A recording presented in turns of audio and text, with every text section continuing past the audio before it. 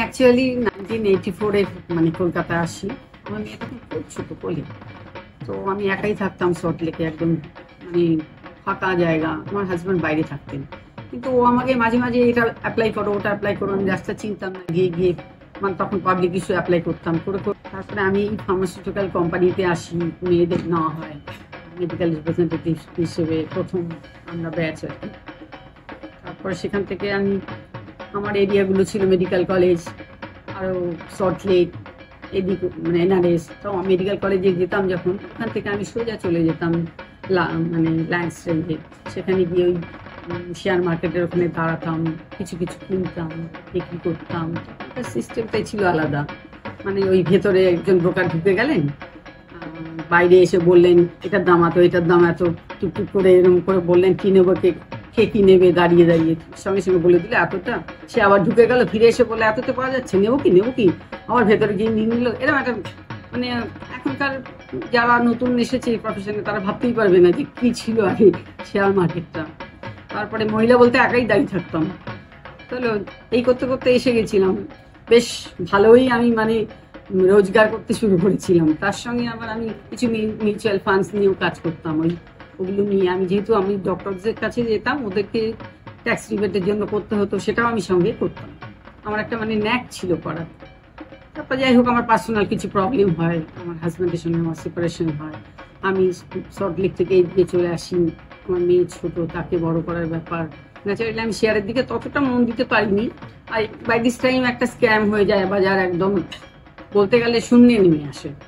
তো ওইভাবে ছিল, আস্তে আস্তে একটু বাড়ে, মানে 200 টাকার জিনিস মানে 20 টাকা, 15 টাকা।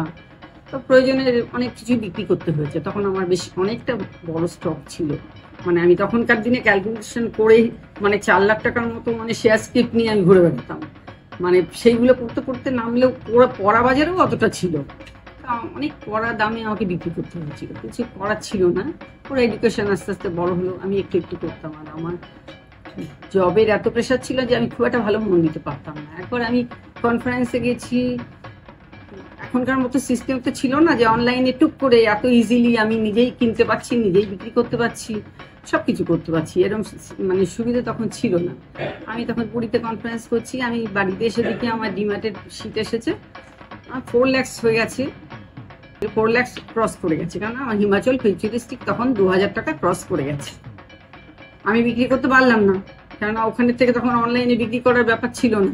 আমি আস্তে আস্তে দাম কমে গেল, আমি কাজে গেলাম। তবু আমার মেয়েকে বলে গেলাম যে এই টিভিটা দেখবি, আমি তো বাড়িতে থাকবো না, টিভিটা দেখে যখনই দেখবি যে এই দাম, ফোন করে তুই এই নাম্বারে ফোন করে বলে দিবি যে এটা মা বিক্রি করতে বলেছে।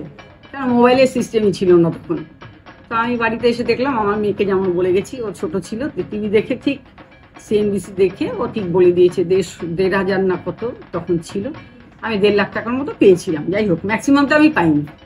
এইরকম মানে ভেরি টাফ ছিল তখন করা। তখন তারপরে আস্তে আস্তে 2000-এর পরে যখন এনএসডিএল এলো, মানে ডিমার্টালাইজেশন, তার আগেই ডিমার্টালাইজেশন হয়ে গেছে, তখন তো আস্তে আস্তে মানে অনেক ইজি হয়ে গেল ব্যাপারটা।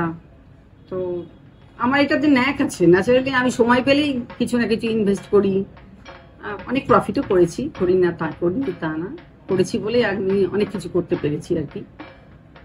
তারপরে লসও হয়েছে, হবে না তা না, কিন্তু লস হলেই ভেঙে পড়ার কিছু নেই, আবার সেটা মেকআপও হয়ে যায়। কিছু লস কিছু গেইন তো হবেই। তো তারপরে এইভাবে চলছে।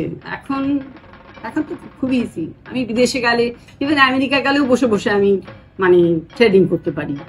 প্রতিটা মিনিটের আমি মানে ট্রেডিং দেখতে পারি, মানে রোজকার ওই টাইমটা দেখতে পারি কি বাজার হচ্ছে, কি কমছে না কমছে। এখন তো খুব ইজি ব্যাপার এখন। सर्वभूतेषु शक्तिरूपेण संस्थिता नमस्तस्यै नमस्तस्यै नमस्तस्यै नमो नमः या देवी